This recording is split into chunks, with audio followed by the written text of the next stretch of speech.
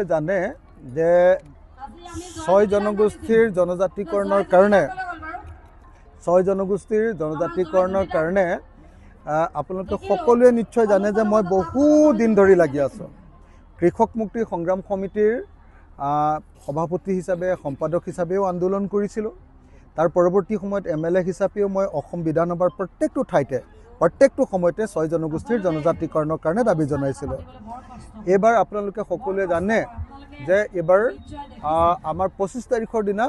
মন্ত্ৰী গোটৰ প্ৰতিবেদন দিব বুলি ক'লে কিন্তু 25 তাৰিখৰ দিনা পিছুৱালে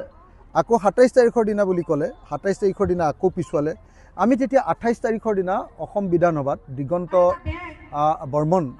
তেখেতে এটা ডিভাইসত ছয় জনগোষ্ঠীৰ জনজাতিকৰণৰ বিষয়টোক উত্থাপন কৰিলে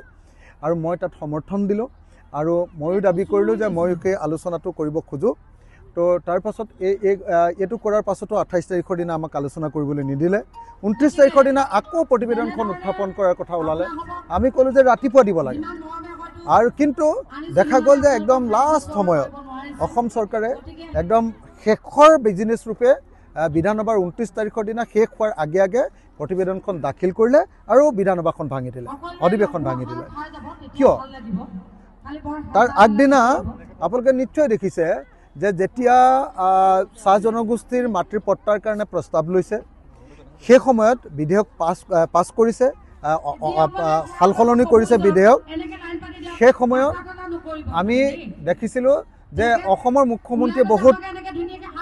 আনন্দ প্ৰকাশ কৰিছিল কিন্তু ছয় জনগোষ্ঠীৰ জনজাতিকৰণ গোটেই অসমত ছয় জনগোষ্ঠীৰ জনজাতিকৰণৰ কাৰণে ইমান আন্দোলন হৈছিল তাৰ পিছততো অসমৰ মুখ্যমন্ত্ৰীয়ে নাচি দিব লাগিছিল ছয় জনগোষ্ঠীৰ জনজাতিকৰণ হ'ব কিন্তু তেখেত পলাই দিলে